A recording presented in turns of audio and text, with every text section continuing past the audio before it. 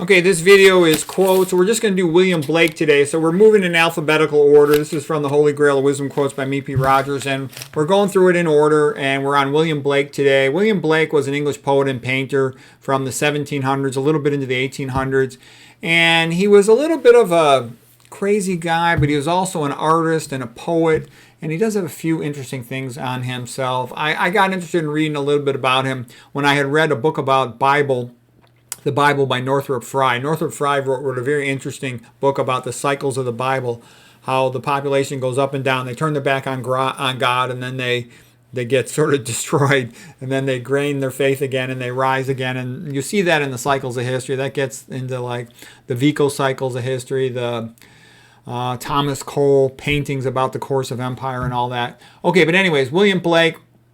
Here's a couple quotes of his. Poetry, painting, and music are the three powers in man of conversing with paradise.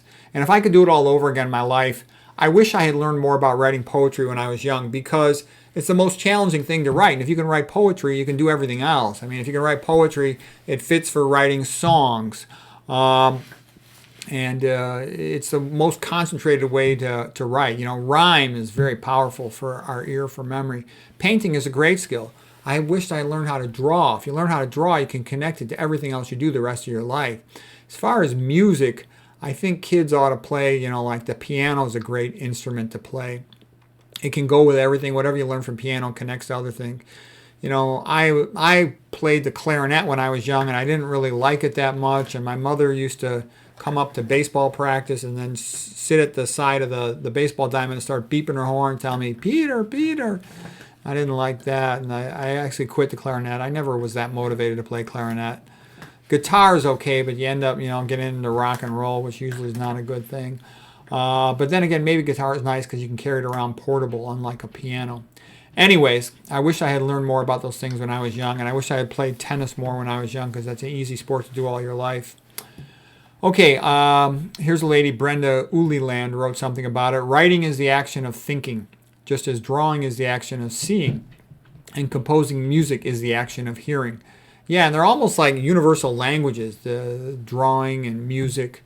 Again, I wish I had gotten more time with those things when I was young. Okay, William Blake. The voice of honest indignation is the voice of God. Yeah, and that's one of the nice things sometimes about a family argument is everybody will tell you the truth. You know, in real life, you always have all this BSing and lying. Okay, here's some William Blake lines. I was angry with my friend. I told my wrath, and my wrath did end. I was angry with my foe. I told him not, and my wrath did grow. Okay.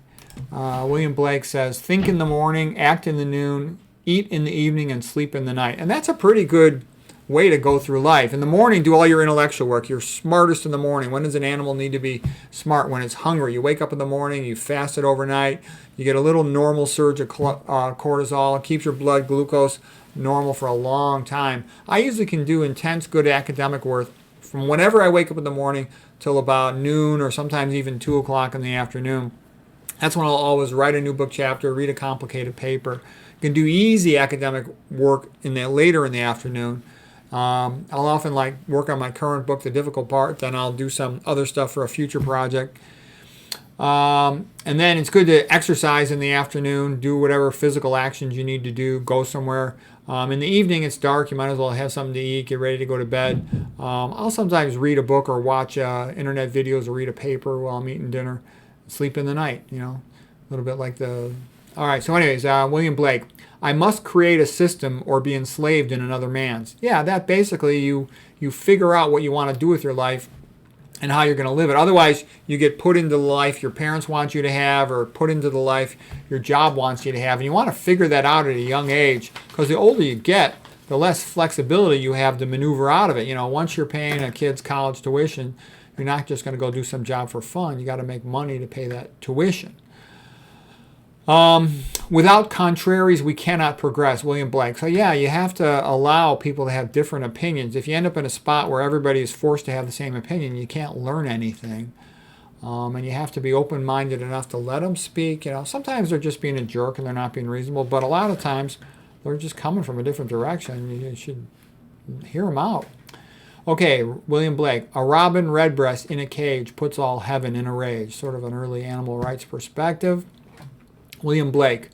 The reason Milton wrote in fetters when he wrote of angels and God, and at liberty when he wrote of the devils and hell, is because he was a true poet and the devil's party without knowing it. Okay, well, that's just William Blake's attitude. By the way, if you're interested in Paradise Lost, this is by far the best version of it. It's called Milton's Paradise Lost in Plain English. Because I had tried to read Paradise Lost initially, and it was difficult because it's sort of a Latinized English prose. But this simple prose, it was actually a great book. I really liked it when I read it this way. So if you want to read Milton's Paradise Lost, here's how you read it.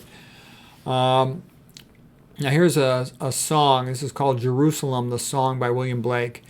And did those feet in ancient time walk upon England's mountains green? And was the holy Lamb of God on England's pleasant pastures seen? And did the countenance divine shine forth upon our clouded hills? And was Jerusalem builded here amongst these dark satanic mills? So this is William Blake's version of the idea that England should become like a new Jerusalem. It's actually a great song. The best version is the one sung by John McCormick. I'll put the link in the description below this video. It's a beautiful song. Okay, William Blake. A truth told with bad intent beats all the lies you can invent. William Blake. He who pretends to be either a painter or an engraver without first being a master of drawing is an imposter. The glory of Christianity is to conquer by forgiveness. And I would say that actually is one of the good things about Christianity. You can, become your former enemy. You can become friends with them. That's a good way to be. That's one of the great things about Christianity. It can make people that didn't get along before get along. It can do that, which is a good way to think. Why not be friends if you can be friends? All right, so here's some more statements by William Blake. He says, there is not one moral virtue that Jesus inculcated, but Plato and Cicero did not inculcate before him. What then did Christ inculcate? Forgiveness of sins. This alone is the gospel, and this is the life and immortality brought to life by Jesus. Okay, so one thing I would say is there's a good quote in the book Quo Vadis by Henry Sienkiewicz. He said that the ancient Greeks taught us poetry and theater and philosophy. The ancient Romans taught us power, but it was the Christians who taught us about love and forgiveness. And there's other people who said things analogous to that. Hannah Arendt, the scholar who studied what happened to the world in the 1930s, all the bad stuff, she said the great thing that Jesus Christ brought into the world was friendship and love on a wide scale, And again, we've talked about that before. Forgiveness as a way to go beyond the endless Hatfields and the McCoys, tit for tat, endless feuding, which is characteristic of most ancient populations. Okay. William Blake continues here. He says, love seeketh not itself to please, nor for itself hath any care, but for another gives its ease, and builds a heaven in hell's despair. Okay, that's one of his poems. And where I would say from that, that's why I've said too about conventional medicine.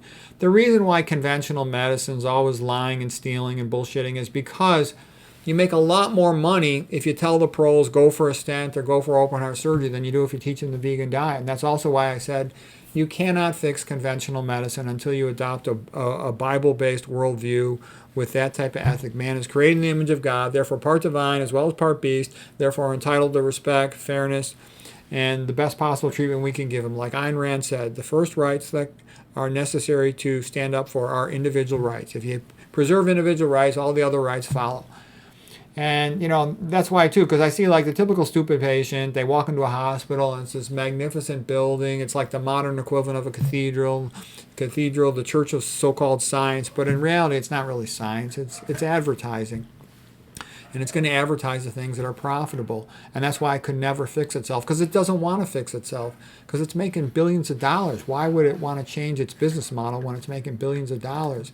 And no one cares about the patient. All that stuff about patient care, it's all nonsense. Anybody who actually really cared about patients would teach them the low-fat vegan diet. So there is no big medical center that could really care about patients, because it would then have to go to low-fat vegan diet and it would lose money. So they're never going to do that. It's never going to happen. All this nonsense about medical reform is all a stupid joke.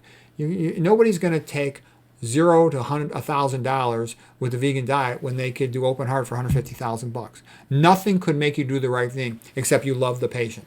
And that's also why parents are the best person for their kids, even if the parents are stupid, lazy idiots, because they love the kid. And that love is more powerful than everything else. So it's an important point. I don't know why that's hard for people to realize, but it is. Okay.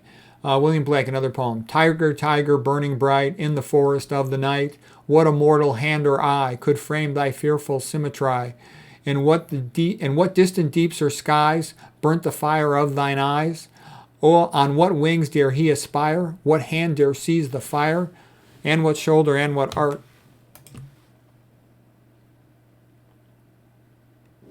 could twist the sinews of thy heart? And when thy heart began to beat, what dread hand and what dread feet? What the hammer, what the chain?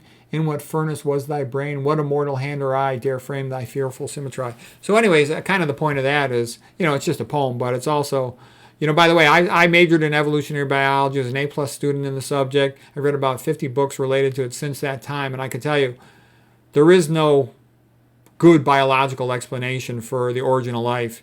The best speaker on that would be Nick Lane. He's pretty good, and I like him. The best guy on the point of view of divine creation of the origin of life would be James Tour, PhD. I've made videos about both of them before.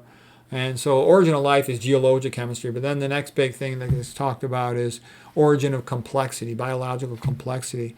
And you can't explain that with conventional thinking. You need intelligent design to make sense of it. And the universities don't allow that. If a professor talks about intelligent design, they fire the guy for heresy.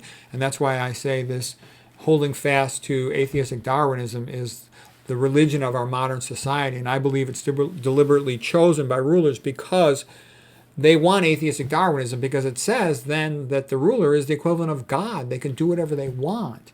And that also, not only can they do whatever they want and they're a god, it says that the average person, the peasant, is just a talking monkey, a primate that has the power of speech, but nothing more than that. No intrinsic value, no intrinsic rights, no soul, no meaning to their life. They're just owned by their ruler and must do as they're told. Anyways, that was William Blake for today. I hope that was helpful.